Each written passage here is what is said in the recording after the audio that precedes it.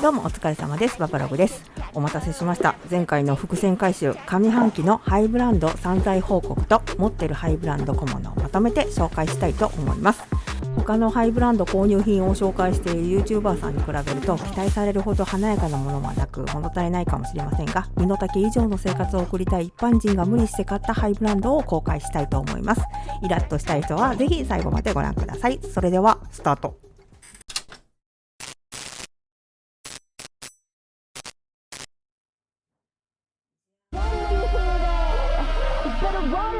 もうみんな一番気になってると思うので、もったいブランド最初にラスボスを紹介します。いろんなタイミングが重なりまくって貯金もないのに震えながら6月に買ってしまったヴィトンのローキーホーボー。こちらご縁があってお迎えしましたなんてオブラートを溶かしまくっている上品な言い回しは私は嫌いなので、はっきり言わせていただきます。むちゃくちゃ高いヴィトン買わせていただきました。いやちゃうね。今年4月に法人化をして銀行回りをしている時に代表取締役として書類を出すバッグがカジュアルすぎて急に恥ずかしくなって、これはちゃんとしたレザーのバッグいるなとむちゃくちゃ思い出しました。それと YouTube でバッグの中身もそろそろしないとなと思っていて、なんか興味を持たれそうなバッグないかなとインスタを見ていたら、欲しくなるハイブランドのバッグがいっぱい流れてくるんですけれども、最近は20万円台までで買えるような値段のブランドバッグはもうほとんどなくて、荷物の多い私にとって実用的なサイズはもうだいたい 4,50 万してて、もう信じられない値段になってます。唯一ハイブランドで持っているジルサンダーのカンドールですが、やっぱり私には小さすぎて、今は YouTube でコーデ紹介とかちょっといい食事に行く時ぐらいにしか使えず、普段は全く使っていません。多分皆さんがミーハーな私が買えるんなら買うんじゃないかなと予想されているのは、サイズも十分でロゴがなくても今や誰しも分かってしっかりどやれるザ・ローのマルゴーだと思うんですけども、3年前にドドさんの YouTube でザローを初めて知ったぐらいのにわかの私が、ただインスタでおしゃれ界隈のファッション業界の人たちが大体持ってるからステータスのために右へ習いで今買うのはもうちょっと遅いかなと最近思い始めて、去年欲しいと思った時に買わなかったリーンロゼのトーゴの二の舞になりそうな気がしてならないです。私は前から言ってるように、生活を脅かさないくらいの金額なら欲しいと思った時に買っておいた方が、手に入れた時の1日あたりの満足感の付加価値を加えるとお値段以上の毎日が送れるので、持っていない時のストレスを抱えながら働くより買ってから働くというスタンスを推奨しているんですけども、さすがにザローは3年前も今も生活を脅かしすぎるので買うのは無理です。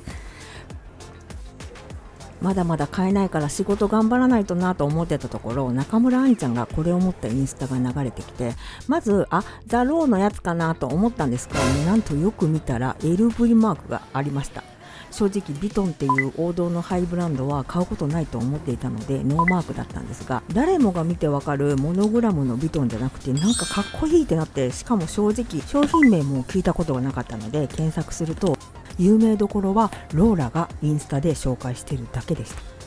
ハイブランドはちゃんと正規店で絶対接客をしてもらって買いたいタイプなので、怖いけどとりあえず実物見てみたいとヴィトンに見に行くだけ見に行こうと思って見に行ったら、すでに店舗にはなく、ないと分かったらもうどうしても欲しくなるタイプなので、紆余曲折あり在庫がある関西の店舗を教えてもらって買うつもりで行ったんですが、金額が金額なだけにほんまに買ってもいいんかと自問自答しながら、もう震えながら時間をかけて購入しました。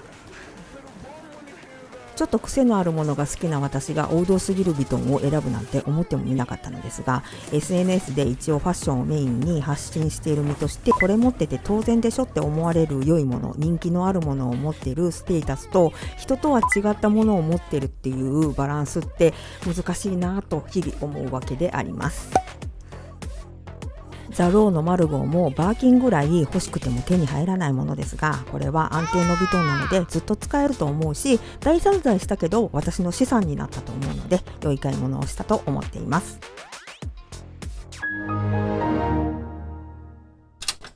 続いて、すでにルックブックではちょこちょこ登場しているこちらのアニアハインドマーチのプリングルスのペーパーバッグ。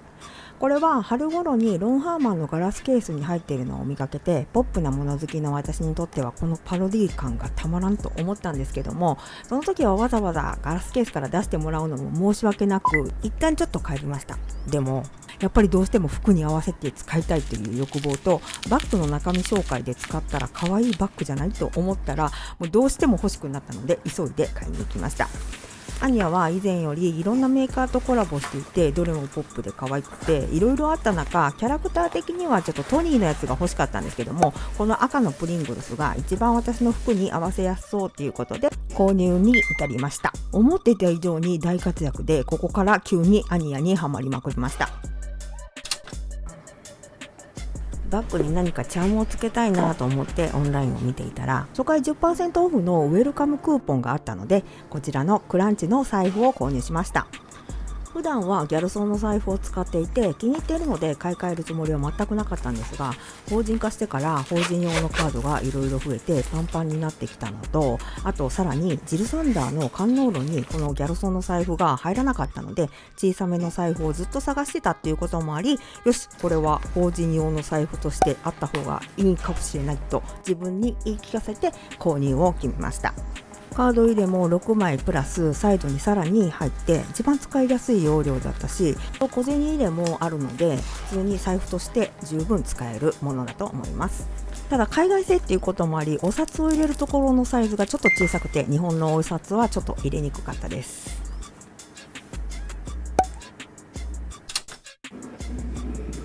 そして7月に入ってすぐセール真っ只中の時期に入院して、ベッドの上で何も買えない状態が1週間続いて、アニヤの 50% オフのセールを見てなんか買ったと思うんですけども、何買ったか忘れてしまったんですよね。H&M のお気に入りの虎のパジャマ以上の可愛いパジャマがなかなか見つからなくて、ボロボロだけどずっと捨てられずに着ていたのもあり、いいのがあったらすぐに買うつもりにしていました。このパジャマを買う言い訳としていろんな条件が揃っていて、入院しているからずっとベッドの上でなんかパジャマ欲がすごい高まっていたし、セールで服を買っていないから家で寝る時の服にお金をかけてもいいんじゃないっていう風になりました。そして何よりアニャのキャラクターではトニーのやつがどうしても欲しかったので、入院費がどれぐらいになるのかもわからないのにベッドの上でポチってしまいました。ここからはすでに持っているハイブランド小物を全部紹介していきます。一つ目は去年買ったジルサンダーの観音炉 S サイズです。結婚式に呼ばれてちゃんとしたバッグがないってなって、これを機にずっと欲しかった観音炉を思い切って購入したんですが、意外と入るとか言いますけども、最初にも言った通り荷物の多い私には小さくてなかなか使う出番がありません。でもずっと定番で出ている名作のデザインなので、いつ使っても時代遅れ感がなく、今買っても遅いということはないと思うので、小さいバッグ好きの荷物の少ない人にはおすすめのバッグになっています。そしてジルサンダーでもう一つ持っているのがこちらの靴です。高高幅広で、もうちょっとでもヒールがあると一日痛くて歩けなくなっちゃうので、どんだけ可愛くて一目惚れしてもハイブランドの靴は履かなくなって無駄になるので、絶対買わないと決めて、だいたいスニーカーにお金をかけているんですけども、ちゃんとした場所に行くためのちゃんとした靴はやっぱりいい大人だから必要ということで、どうせ買うならやっぱり好きなジルサンダーがいいなとずっとチェックしていたら、ようやくペタンコでデザインもむっちゃ好みのこの靴が出てくれたので、奮発して今年の誕生日のお祝いとして購入しました。そしてこちらは去年買ってよかったものランキングで1位に輝いたマルニのマーシャルサマーロープハンドルです。これは今12万になってますが、値上がり前に8万ぐらいで運よく買えて夏に大活躍したんですけども、今年の夏は結構アニヤのプリングルスに全部持っていかれてます。でもこの間ルックブックで使って、こう見るとやっぱり可愛いんで、夏が終わる前に急いで使うようにしています。こちらも法人化祝いとして購入したゴヤールの名刺入れです。コロナ前はいろいろ打ち合わせがあったりしたので、ロワードシャンブルのブランドの立ち上げからずっとゴヤールの同じ黒の名刺入れを持ってたんですが、最近は打ち合わせもリモートで名刺交換もする必要もなくなって、他にいろいろ欲しいものがあってちょっと売ってしまったんですが、法人化したしやっぱり新しく名刺も作るということで必要に駆られて再度3月に買い戻しました。5R の黄色の色味が大好きで、また 5R で何か買うなら黄色っていう風に決めてたので、前買った時より倍の値段になっていましたが、こちらの名刺入れは買ってよかったです。